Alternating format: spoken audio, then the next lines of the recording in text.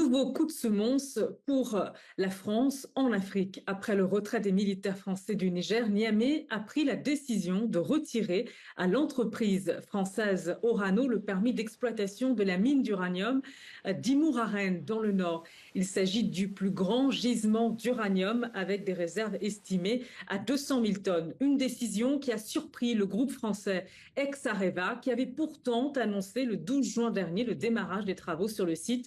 Dans un communiqué de ce 20 juin, Orano a confirmé le retrait par les autorités du Niger du permis d'exploitation du site.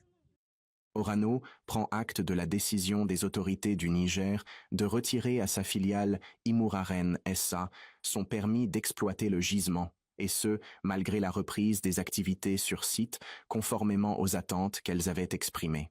Le groupe nucléaire français dit avoir pris acte de cette décision, lui interdisant toute activité sur le site d'Imouraren, mais alerte sur ses conséquences pour le Niger et n'écarte pas un recours judiciaire pour contester cette interdiction.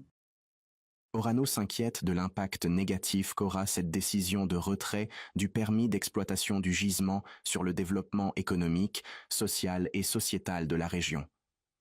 Orano reste disposé à maintenir ouverts tous les canaux de communication avec les autorités du Niger sur ce sujet, tout en se réservant le droit de contester la décision de retrait du permis d'exploitation devant les instances judiciaires compétentes, nationales ou internationales.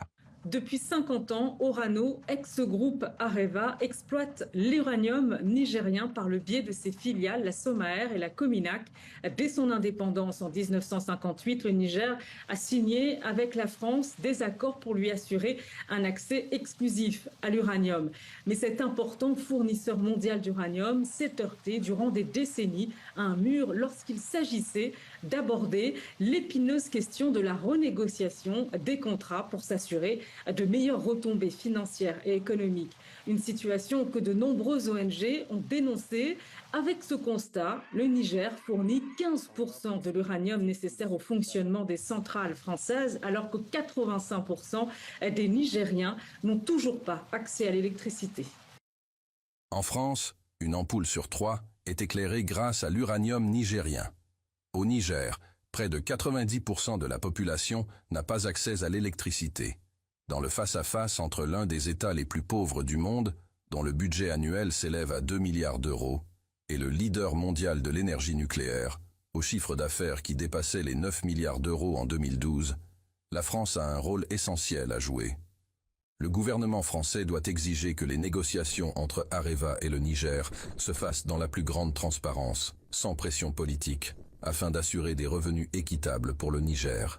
Selon l'ONG française Survie, pour garantir son indépendance énergétique, la France a mis en œuvre une politique d'approvisionnement en uranium par l'intermédiaire de l'ex-Areva et maintenu une domination militaire et politique.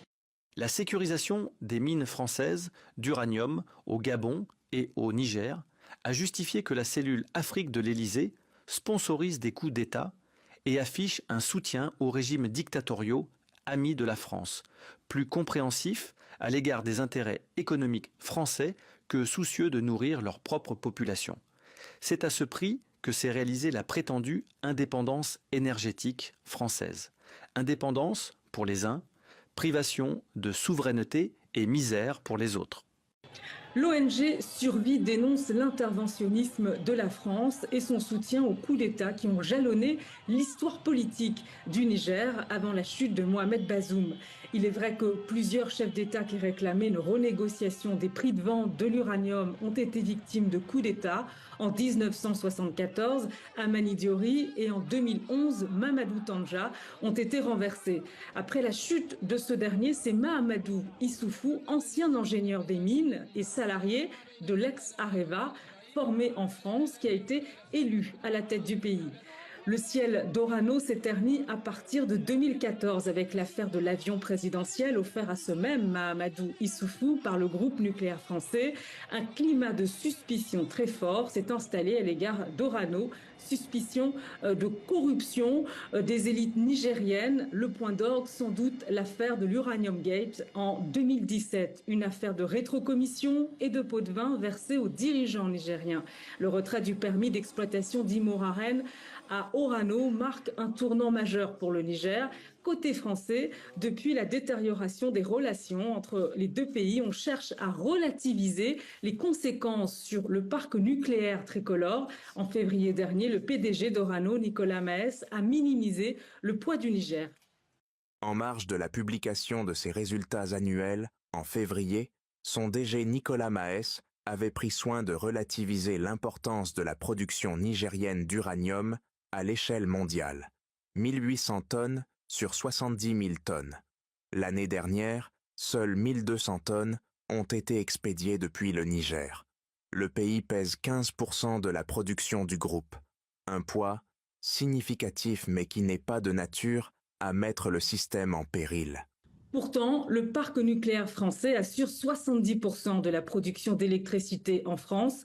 Depuis le coup d'État qui a renversé le successeur et proche de Mahamadou Issoufou, Mohamed Bazoum, en juillet 2023, la transition du Niger a rompu ses accords militaires avec la France et les États-Unis, l'objectif étant de reprendre la main sur la souveraineté du pays, tant sur le plan sécuritaire que politique ou économique. Ainsi, l'avenir d'Imouraren pourrait changer du tout au tout. Le Niger, qui a rejoint l'Alliance des États du Sahel, entend diversifier ses partenariats et faire jouer la concurrence aux plus offrants. La Chine, la Russie et l'Iran sont dans les starting blocks.